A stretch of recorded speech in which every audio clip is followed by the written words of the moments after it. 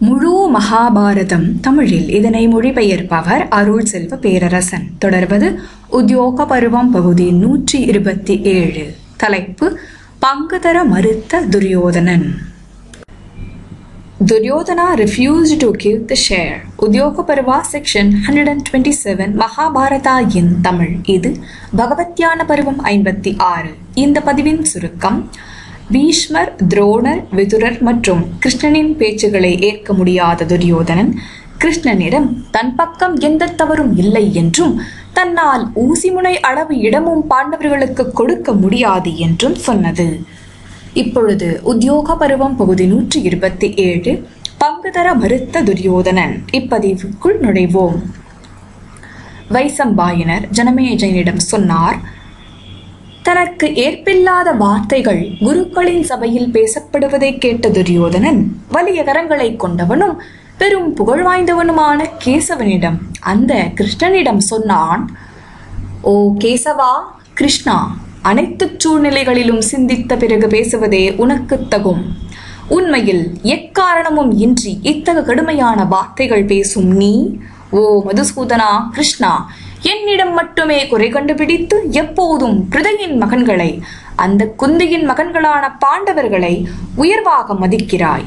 ஆனால் இரு தரப்புகளின் பலம் மற்றும் பலவீனங்களை ஆய்வு செய்த பிறகுதான் நீ என்னை கண்டிக்கிறாயா? உண்மையில் நீ சத்ரி, அதாவது விதுரர், மன்னர் திருதராஷ்டிரர், ஆசான் துரோணர், பெரும்பாட்டன், அதாவது இந்த பிதாமகரான பீஷ்மர் ஆகிய அனைவரும் வேறு எந்த ஏகாதிபதியையும், அதாவது பாண்டவர்களை நிந்திக்காமல் என்னை மட்டுமே நிந்திக்கிறீர்கள். எனினும் என்னால் என்னிடம் எந்த சிறு குறையையும் காண முடியவில்லை.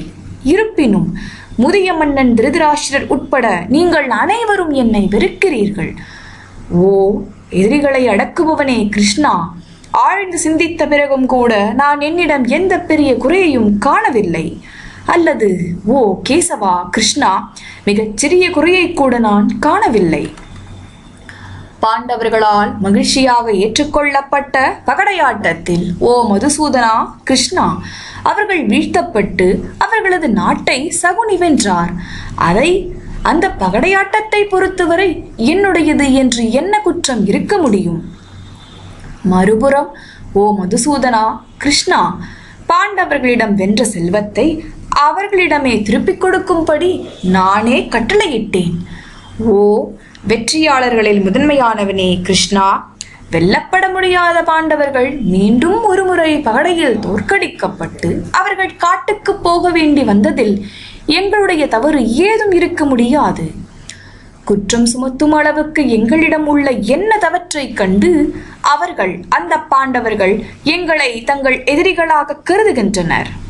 ஓ கிருஷ்ணா, உண்மையில் பலவீனமாக இருந்தாலும் ஏதோ தாங்கள் பலமானவர்கள் போல ஏன் பாண்டவர்கள் இவ்வளவு உற்சாகமாக எங்களிடம் சண்டைக்கு முனைகிறார்கள்?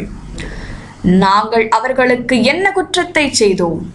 அவர்களுக்கு இழைக்கப்பட்ட எந்த தீங்குக்காக சிறுஞ்செயர்களுடன், அந்த பாஞ்சாலர்களுடன் கூடிய பாண்டுவின் மகன்கள் திருதராஷ்டிரர் மகன்களை கொல்ல முயல்கிறார்கள்? எந்த கடும் செயலின் விளைவாலோ, அவர்களது வார்த்தைகளாலோ, அதற்கு அஞ்சியோ, அறிவை இழந்து அச்சத்தால் அவர்களை வணங்க மாட்டோம். பாண்டுவின் மகன்களை விட்டுவிடு, நாங்கள் இந்திரனையே கூட அப்படி வணங்க மாட்டோம். ஓ கிருஷ்ணா, ஓ எதிரிகளை கொல்பவனே, போரில் எங்களை வெல்ல தலைப்படுபவனும் சத்திரிய அறங்களை கடைபிடிப்பவனுமான எந்த ஒரு மனிதனையும் நான் காணவில்லை. பாண்டவர்களை விட்டுவிடு. ஓ மதுசூதனா, கிருஷ்ணா, பீஷ்மர், கிருபர், துரோணர் மற்றும் கர்ணன் ஆகியோரை தேவர்களாலும் கூட போரில் வீழ்த்த முடியாது.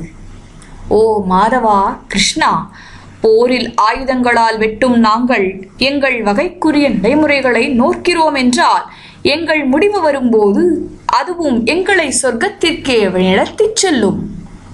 ஓ ஜனார்த்தனா, கிருஷ்ணா, போர்க்களத்தில் அம்புப்படுக்கையில் எங்களை கிடத்திக் கொள்ள வேண்டும் என்ற இதுவும் சத்திரியர்களான எங்களின் உயர்ந்த கடமையே ஆகும். எங்கள் எதிரிகளுக்கு தலைவணங்காத எங்களுக்கு போரில் அம்புப்படுக்கையே கிடைக்குமென்றாலும் ஓ மாதவா, கிருஷ்ணா, நாங்கள் அதற்காக வருந்த மாட்டோம். உன்னத குலத்தில் பிறந்து சத்திரிய நடைமுறைகளை உறுதி செய்யும் எவன் தனது உயிரை காத்துக்கொள்ள மட்டும் விரும்பி அச்சத்தால் எதிரியிடம் தலை வணங்குவான். சத்திரியர்களை பொறுத்தவரை ஒருவன் எப்போதும் நிமிர்ந்திருக்க வேண்டும், யாரையும் எப்போதும் வணங்கக்கூடாது. ஏனெனில் உழைப்பு மட்டுமே ஆண்மையாகும். வளைவதை விட ஒருவன் கணுக்களில் உடைந்தே விடலாம், கணுவில் முறிந்தாலும் முறியலாம்.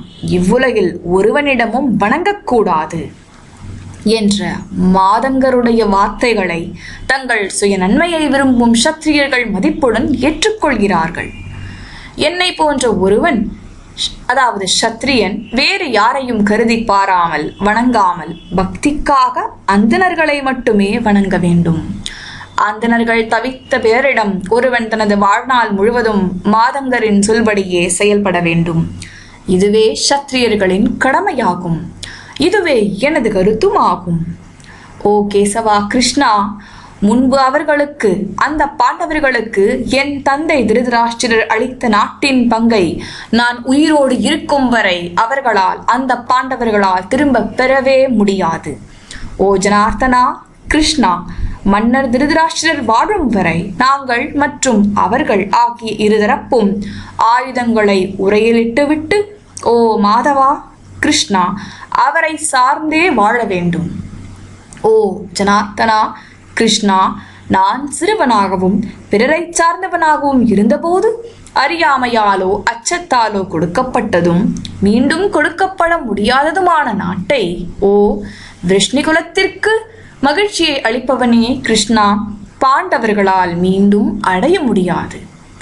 தற்போது ஓ வலிய கரங்களை கொண்டவனே கேசவா கிருஷ்ணா, நான் வாழும் வரை எங்கள் நிலத்தில் ஒரு கூர்மையான ஊசியின் முனையால் மூடப்படும் பகுதியை கூட பாண்டவர்களுக்கு எங்களால் வழங்க முடியாது என்றான் துரியோதனன். இத்துடன் உத்தியோக பருவம் பகுதி 127 பங்குதர மறுத்த துரியோதனன் இப்பதிவு நிறைவுற்றது.